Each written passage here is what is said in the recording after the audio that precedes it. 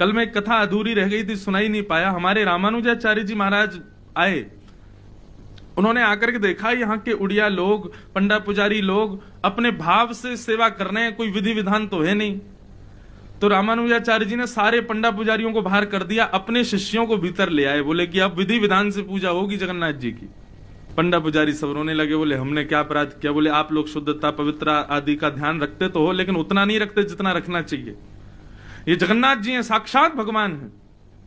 जितनी बार इनका स्पर्श करो, हाथ धो, उतनी बार स्नान करो, किसी का स्पर्श मत करो, अस्पर्श रहो, अपरस में रहो, वैदिक नियमों से पूजा भोग लगाओ, आदि आदि सब नियम बनाने लगे।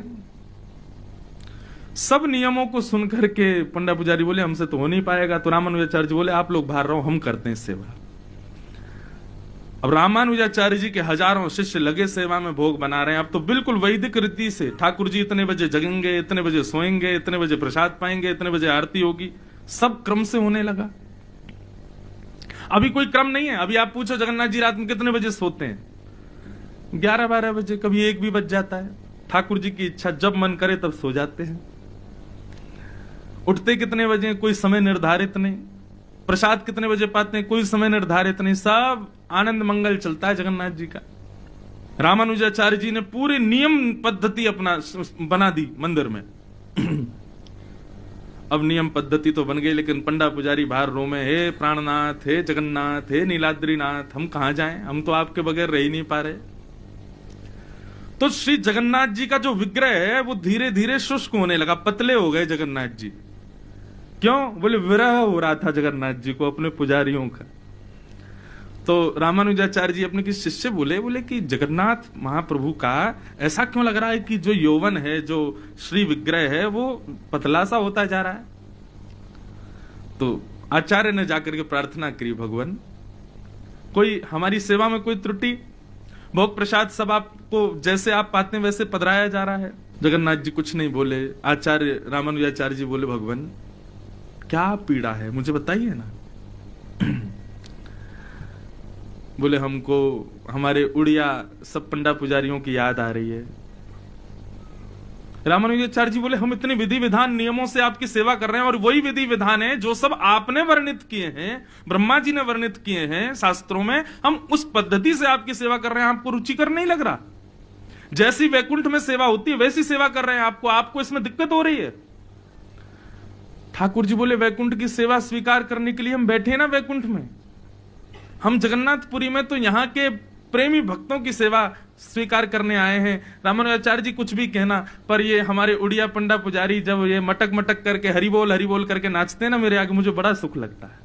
रामानुजाचार्य जी आपकी जो पद्धति है ना सेवा की, वो मुझे स्वीकार है, लेकिन वो दक्षिण भारत में जाओ ना, वहां पे इतने मंदिर है, वहां करो, यहां मत करो। यहां तो मुझे इनकी सहज सरल सी मीठी सी सेवा यही मुझे प्रिय लगती है। लेकिन रामानुजाचार्य जी नहीं माने। बोले कि आचार्य के पास में इतना योग्य बल होता है कि वो भगवान को भी डांट सकते। रामानुजाचार्य जी बोले चुपचाप खड़े रहिए, जैसे हम सेवा कर रहे हैं स्वीकार कीजिए, और हो रहा है विरह तो 2-4 दिन होने दीजिए, फिर उसके बाद ठीक हो जाओगे आप, जब हमारी सेवा अच्छी लगने लगेगी। अब नए नए लोग हैं इसलिए आपको अच्छा नहीं लग रहा, लेकिन अब सेवा ऐसे ही होगी जैसे हम करेंगे।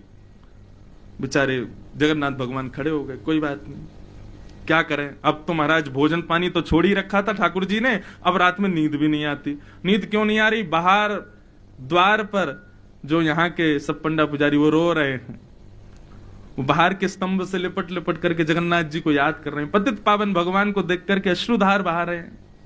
जगन्नाथ जी को रात भर नींद नहीं आई। बगल में सुदर्शन जी बैठे थे। सुदर्शन जी बोले भगवान क्या हो गया, आप सो नहीं रहे, बार बार कभी इधर करवट उधर करवट। बोले मुझे बहुत याद आ रही है, मेरे वैष्णवों की याद आ रही है। मैं आचार्य रामानुजाचार्य जी से बहुत स्नेह करता हूं, मेरे वो बहुत प्रिय हैं, लेकिन यहां पे मुझे पद्धति वाली सेवा नहीं चाहिए, मुझे उनके भाव की सेवा चाहिए। और क्या करें, वो मान ही नहीं रहे।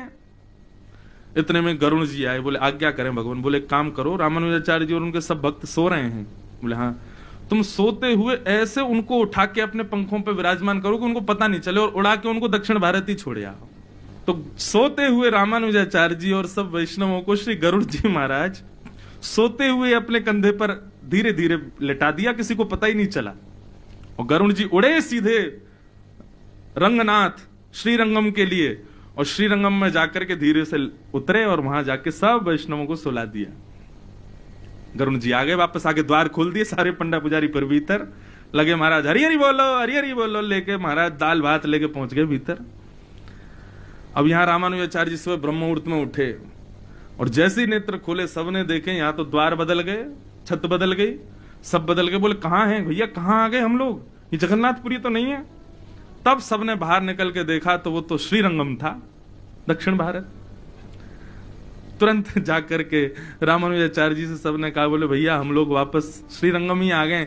तो श्री रामानुजाचार्य जी इतने भाव विह्वल हो गए, बोले जय हो नाथ, कृपानाथ, जय जगन्नाथ, आपकी लीला आप ही जानो। हम कितने भाव, कितनी पद्धति से सेवा का विचार करके मन में भाव रखे थे, लेकिन आपका हृदय उन भाव युक्त भक्तों की सेवा का ही है। फिर रामानुजाचार्य जी ने वहीं से प्रणाम किया, जय हो जगन्नाथ, जैसी सेवा आपको, जो सो ही सुहागन प्रिय जाही रीझ है, जिससे ठाकुर जी रीझ हैं वो सुहागन है।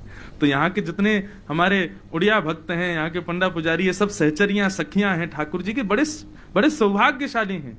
क्यों? क्योंकि इनके लिए श्री जगन्नाथ जी ने आचार्यों तक को ठुकरा दिया। बोले नहीं, मुझे इनकी सेवा ही चाहिए।